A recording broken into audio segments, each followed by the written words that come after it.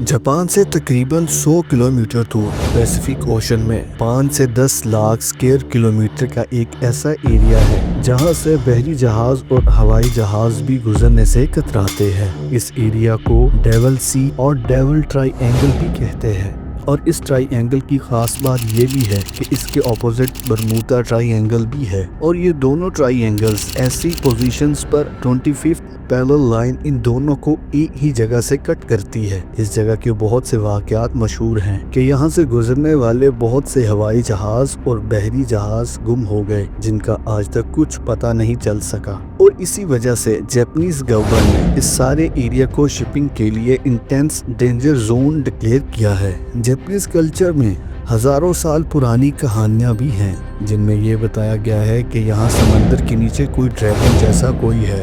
20th century में ये तब एरिया लाइमलाइट में आया जब अगस्त 1945 में जापानीज एयरफोर्स का एक जहाज टोक्यो के साउथ फिलीपीन से गुजर रहा था कि अचानक उसने कंट्रोल टावर को ये मैसेज भेजा कि आसमान अजीब सा हो रहा है, जैसे आसमान खुल रहा है, और ये पायलट के अल्फाज आखिरी थे। इसके बाद इसका कंट्रोल टावर से राब्ता खत्म हो गया और इसके बाद ये जहाज कभी नहीं मिला। इसके बाद भी बहुत से वाकयात हुए। 1992 में जापानीज गवर्नमेंट ने एक मिलिट्री शिप को तहकीक के लिए भेजा, लेकिन ये शिप भी गायब हो गई और दोबारा कभी नहीं मिली। इस शिप पर 31 रिसर्चर थे जिनका आज तक कोई सुराग नहीं मिला। 4 जनवरी 1995 को एक जापानीज शिप इसी जगह से गुजर रही थी। इसका भी कंट्रोल टावर से राब्ता कट गया, मगर ये शिप 12 दिन बाद मिल तो गई, मगर शिप में मौजूद लोगों को पता ही नहीं था कि वो इतने दिन रडार से गायब रहे हैं। 1997 में इस जगह को डेविल सी का नाम दिया गया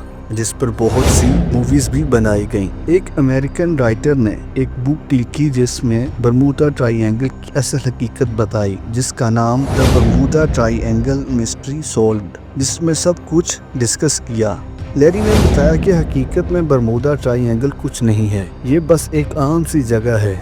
यहाँ भी इतनी ही शिप्स लापता हुई जितनी दुनिया के दूसरे समंदरों में हुई हैं। लैरी ने जापानीज हुकूमत को खत लिखा कि ये बताया जाए कि जो कुछ जापानीज हुकूमत डेविल सी के बारे में कहती आई है ये सच है, लेकिन जापानीज हुकूमत ने खत देखा तो उन्होंने साफ इनकार कर दिया कि ऐसा कुछ नहीं है। जब लैरी ने पूछा कि आपने इसको डेंजर जोन क्यों कहा है, लैरी के जवाब में जापानीज हुकूमत ने जो डेंजर जोन शेयर किया वो सिर्फ 10 मील का एक एरिया था जो सिर्फ जापानीज आइलैंड के पास था। इसकी भी डेंजर जोन की वजह ये थी कि यहाँ पर कुछ अंडर वाटर वॉल्केनोज थे और पानी के नीचे नोकीले पत्थर थे जिससे शिप टकराने के बाद जहाज डूब जाते थे। इस तरह वो 9 समंदरी शिप, वो बहुत बड़े बहरी जहाज नहीं बल्कि छोटी 9 शिप थी, और जिन तारीखों में ये शिप लापता हुई उन तारीखों में यहाँ तूफान आए थे। लेकिन इसी ट्रायंगल में एक ऐसा राज भी है जिसको साइंस भी नहीं दिखला सकती, और ये राज है जापान से 550 किलोमीटर दूर। यहाँ एक तारीखी शहर डूबा हुआ है। 1987 में